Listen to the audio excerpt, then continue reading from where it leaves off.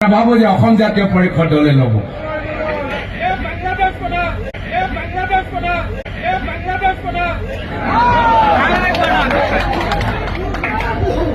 গৌৰৱ গগৈ মুখ্যমন্ত্ৰী হলে অসমখন বাংলাদেশ হব।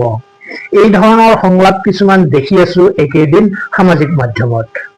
কথাটো কিমান যুক্তিসংগত বাৰু? এই কথাৰ কিবা ভিত্তি আছেনে? আহক আজি সেই বিষয়ে কিছু আলোচনা কৰো। নমস্কাৰ দৰ্শকসকল, আহিছো আন এটা বিষয়ৰ মাজলৈ। গৌৰৱ গগৈ মুখ্যমন্ত্ৰী হলে অসম বাংলাদেশ হবনে নাই নাজানো, কিন্তু উজনি নামনি সকলোতে যে বংগমূলীয় মানুহৰ আগ্ৰাসন পূৰ্বতকৈ বৃদ্ধি পাব সেয়া কিন্তু নিশ্চিত। এই ক্ষেত্ৰত নিশ্চয় আপোনালোকৰো সহমত আছে। বিকাশ আৰু প্ৰগতিৰ স্বাৰ্থত ডক্টৰ হিমন্ত বিশ্ব শৰ্মাক পুনৰবাৰ শাসনলৈ অহাটো মই ব্যক্তিগতভাৱে কামনা কৰোঁ। কেৱল সেয়াই নহয়, অসমৰ জাতি মাটি ভেটিৰ সুৰক্ষাৰ বাবে তেওঁ যি কৰিছে আজিলৈকে সেয়া অসমৰ অতীতৰ বুৰঞ্জীত বিৰল। কিন্তু তাৰ বিপৰীতে আনগৰাকী মুখ্যমন্ত্ৰীত্বৰ প্ৰাৰ্থী গৌৰৱ গগৈয়ে বিগত দিনবিলাকত যি আচৰণ প্ৰকাশ কৰি আহিছে, যি বক্তব্য ৰাখি আহিছে, সেইবোৰে আমাক শংকিতহে কৰি আহিছে। তেওঁ প্ৰকাশ্যে উচ্ছেদৰ বিৰোধিতা কৰি আহিছে। আনকি বেদখল উচ্ছেদ কৰা ডক্টৰ হিমন্ত বিশ্ব শৰ্মাক বিভিন্ন সময়ত সাৱধান বাণীহে শুনাই অহা আমি দেখি আহিছো। তেওঁ প্ৰকাশ্যে কৈছে তেওঁলোকৰ চৰকাৰ আহিলে হেনো হিমন্ত বিশ্ব শৰ্মাৰ সম্পত্তি বাজেয়াপ্ত কৰি দুখীয়া দৰিদ্ৰক ভগাই দিব। ইয়াৰ দ্বাৰা গৌৰৱ গগৈয়ে কি বুজাব বিচাৰিছে বাৰু? আমি ইয়াকে বুজি লম নেকি যে কংগ্ৰেছ যদি শাসনলৈ আহে আৰু তেওঁ যদিহে সঁচাকৈয়ে মুখ্যমন্ত্ৰী হয়, তেন্তে বেদখলকাৰীক উচ্ছেদ কৰা নহব নেকি?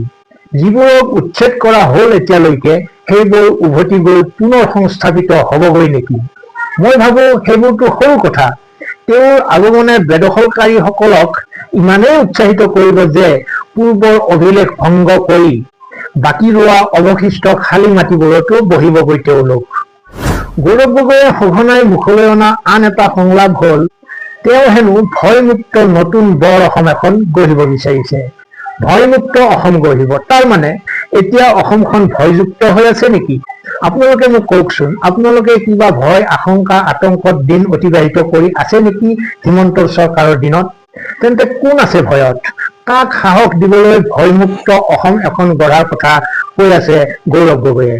তাৰ মানে তেওঁ বেদখলকাৰীসকলৰ কথা কোৱা নাইতো। বেদখলকাৰীসকলে যাতে নিৰ্ভয়ে নিসংকোচে অসমৰ বনাঞ্চল চৰাঞ্চল ভিজিআৰ পিজিআৰ সত্ৰ দেৱালয় জলাশয় জনজাতীয় লোকৰ বাবে সংৰক্ষিত ভূমি আদি এফালৰ পৰা গৌগ্ৰাসে গিলি যাব পাৰে, অবাধে ধৰ্ষণ প্ৰেম প্ৰতাৰণা যাক আমি লাভ জিহাদ বুলি কওঁ, নানা অপৰাধ অপকৰ্ম কৰি যাব পাৰে, তাৰ বাবে এটা পৰিৱেশ ৰচনা কৰি দিয়াই এই ভয়মুক্ত অসমৰ সংজ্ঞা নেকি? শাসকীয় দলৰ মুখপাত্ৰ ৰঞ্জিত কুমাৰ শৰ্মাই কিজানি ঠিকেই কৈছে, কংগ্ৰেছ হৈছে বাংলাদেশীক খিলঞ্জীয়া কৰাৰ এটা ৱাশ্বিং মেচিন, যাৰ নেতৃত্ব দিছে স্বয়ং গৌৰৱ গগৈয়ে। কি কৈছে তেওঁ শুনো আহক। অভিযোগ কৰিছে কংগ্ৰেছে ভাৰতীয় জনতা পাৰ্টি ৱাশ্বিং মেচিন। হয়, আমি ৱাশ্বিং মেচিন, কিন্তু কংগ্ৰেছ কি মেচিন? কংগ্ৰেছ হ'ল মিয়া ভূমিপুত্ৰ বনোৱা মেচিন। কংগ্ৰেছৰ মেচিনত মিয়া সোমাই আৰু সেই মিয়া ভূমিপুত্ৰ হৈ ওলাই আহে।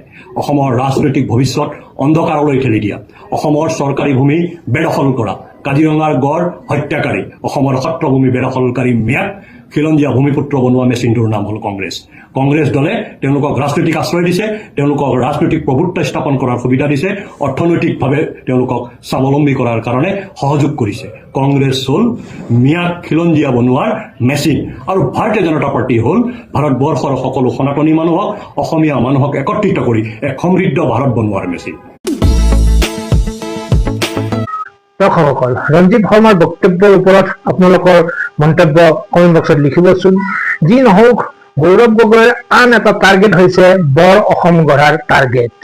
মণিপুৰ নাগালেণ্ড মেঘালয়কে আদি কৰি তেওঁৰ উপৰি পুৰুষে 7খন ৰাজ্যত ভাগ কৰি থৈ যোৱা অসমখনক একত্ৰীকৰণেৰে তেওঁ পুনৰ বৰ অসম নিৰ্মাণৰ যোগেদি প্ৰায়চিত্ত কৰিব বিচাৰিছে নে প্ৰব্ৰজিত পূৰ্ববংগীয় লোকসকলক অসমীয়াকৰণ কৰি অসমীয়াৰ বুকুত ঠাই দি বৰ অসমৰ স্বপ্ন দেখিছে? আমিতো তেওঁৰ মুখত মেঘালয় মণিপুৰৰ কথা কাহানিও শুনা নাই, বৰঞ্চ বংগমূলীয় মানুহৰ প্ৰতি তেওঁ যি দৰদ প্ৰেম ভালপোৱা প্ৰদৰ্শন কৰি আহিছে তাৰ পৰা ভাৱ হয় তেওঁৰ বৰ অসমৰ ধাৰণা অসম আৰু অসমীয়াৰ বাবে এক অশনি সংকেত স্বৰূপ, তাৰ বাহিৰে আন একো নহয়। এই ক্ষেত্ৰত মুখ্যমন্ত্ৰী ডক্টৰ হিমন্ত বিশ্ব শৰ্মাৰ বক্তব্য অকণমান শুনি লওঁ আহক। যোৱাকালি গৌৰৱ গগৈ কি গৈ গ'ল মন্দিয়াত মিটিঙত মানুহ হৈছে, মই সেইটো স্বীকাৰ কৰিছোঁ। মন্দিয়াত তেওঁ কি ক'লে যে আমি নতুন বৰ অসম গঠন কৰিম। বৰ অসম নতুনকৈ কেনেকৈ গঠন হ'ব? চুকাফাই গঢ়ি যোৱা বৰ অসমত আমি কি কৰিম, তাতে কি এডিশ্যন কৰিম? শংকৰদেৱে গঢ়ি থৈ যোৱা বৰ অসমত আমি নতুন কি আনিম? তাৰমানে তেওঁ কি বুজাইছে যে অসমীয়া মানুহে এতিয়া বাংলাদেশীসকলক গ্ৰহণ কৰিবই লাগিব আৰু সেইখনেই হ'ব নতুন বৰ অসম। দৰ্শকসকল, মুখ্যমন্ত্ৰীৰ এই বক্তব্যৰ সৈতে আপোনালোকৰ সহমত আছেনে নাই কমেণ্ট বক্সত নিশ্চয় জনাব। এইখিনিতে মোৰ মনলৈ হঠাৎ প্ৰশ্ন আহিছে, গৌৰৱ গগৈ কোন? গৌৰৱ গগৈ প্ৰদেশ কংগ্ৰেছৰ সভাপতি। এনে গুৰুত্বপূৰ্ণ পদ গৌৰৱ গগৈয়ে কেনেকৈ লাভ কৰিলে? গৌৰৱ গগৈ কোনো ব্লক কংগ্ৰেছৰ সভাপতি নাছিল, গৌৰৱ গগৈ জিলা কংগ্ৰেছৰ সভাপতিও নাছিল, গৌৰৱ গগৈ প্ৰদেশ কংগ্ৰেছৰ সাধাৰণ সভাপতিও নাছিল, গৌৰৱ গগৈ অসম কংগ্ৰেছৰ মাটি পানীৰ সৈতে সম্পৰ্ক থকা নেতাও নাছিল। তৰুণ গগৈ যেতিয়া মুখ্যমন্ত্ৰী আছিল তেতিয়া গৌৰৱ গগৈ দিল্লীত আছিল। হঠাৎ তৰুণ গগৈয়ে সিদ্ধান্ত ললে পুত্ৰ গৌৰৱক ৰাজনীতিলৈ আনিব লাগে। তেতিয়া কলিয়াবৰৰ সাংসদ আছিল তৰুণ গগৈৰ ভাতৃ দীপ গগৈ। 2002ৰ পৰা 2014 চনলৈ কলিয়াবৰ লোকসভাৰ সাংসদ আছিল দীপ গগৈ। ককায়েক তৰুণ গগৈৰ আহ্বান মৰ্মে দীপ গগৈয়ে কলিয়াবৰৰ আসনখন ভতিজাক গৌৰৱ গগৈক এৰি দিয়ে। গৌৰৱ গগৈ সাংসদ হল। সাংসদ হোৱাৰ পিছতো গৌৰৱ গগৈয়ে অসমৰ পৰিৱৰ্তে দিল্লীত ব্যস্ত হৈ পৰিল। সাংসদ হৈ তেওঁ কি কৰিলে কলিয়াবৰৰ বাবে, শুনক সৰুপথাৰ সমষ্টিৰ বিশ্বজিৎ ফুকনৰ মুখেৰে।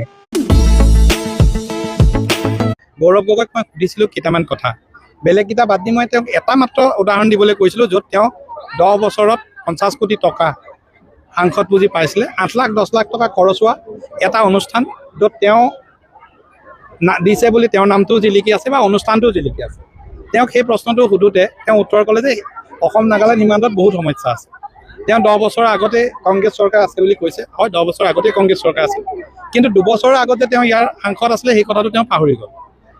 তেওঁ গোটেই কথাখিনি মোৰ এনেকুৱা লাগিলে যে এজন ছাত্ৰ যি পৰীক্ষা হলত কোনো ধৰণৰ প্ৰিপেৰেশ্যন নোহোৱাকৈ ছায়েন্সৰ পৰীক্ষা দিবলৈ গ'ল আৰু হলত উপায় নাইকিয়া হৈ কবিতা এটা লিখি থৈ আহিলে। গৌৰৱ গগৈ ইয়াত কবিতা লিখিবলৈ আহিছে, তেওঁ কোনো ছায়েন্সৰ উত্তৰ দিব পৰা সামৰ্থ্য তেওঁ নাই। গতিকে তেওঁক মই নতুনকৈ একো নকওঁ, তেওঁ সম্পৰ্কত আমি আগতেই জানিছিলোঁ কি উত্তৰ দিব, ৰাইজে নাজানিছিলে বুলি ভাবি পেলাই প্ৰশ্ন কৰিছিলোঁ। তেওঁ নিজৰ সীমাবদ্ধতাখিনি ৰাইজৰ আগত প্ৰকাশ কৰিলে। বিশ্বজিৎ ফুকনে সঁচা কথা কৈছে। 10 বছৰ কলিয়াবৰৰ সাংসদ, 2 বছৰ যোৰহাটৰ সাংসদ, সমুদায় 12 বছৰীয়া কাৰ্যকালত তেওঁ দুয়োটা সংসদীয় সমষ্টিৰ বাবে কি কৰিলে আমি সকলোৱে দেখিলো। বৰঞ্চ ছেমিকণ্ডাক্টৰ উদ্যোগৰ বিৰোধিতা কৰি কাজিৰঙাৰ এলিভেটেড কৰিডৰ, যোৰহাটৰ উৰণীয়া সেতু আদিৰ বিৰুদ্ধে মাত মাতি তেওঁ যি স্বৰূপ দেখুৱালে সিয়ে আন এক অধোগামী অসমৰ ভৱিষ্যত এটাৰহে ইংগিত বহন কৰে।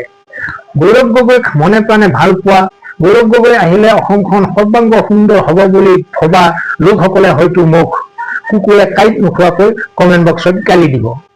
ব্যক্তিগতভাৱে সকলো কমেণ্টৰ উত্তৰ দিয়া যিহেতু সম্ভৱ নহয়, সেয়ে ইয়াতে তেওঁলোকলৈ এটা অনুৰোধ কৰো, আপোনালোকে কথাবোৰ আকৌ এবাৰ ভালকৈ চিন্তা কৰক, আকৌ এবাৰ নতুনকৈ ভাবক, বিবেকেৰে পৰ্যালোচনা কৰক সমগ্ৰ বিষয়টো। নিশ্চয় বিবেকে সদুত্তৰ দিবই। যি নহওক আজিলৈ এৰিছো, ভালে থাকক, কুশলে থাকক, ধন্যবাদ।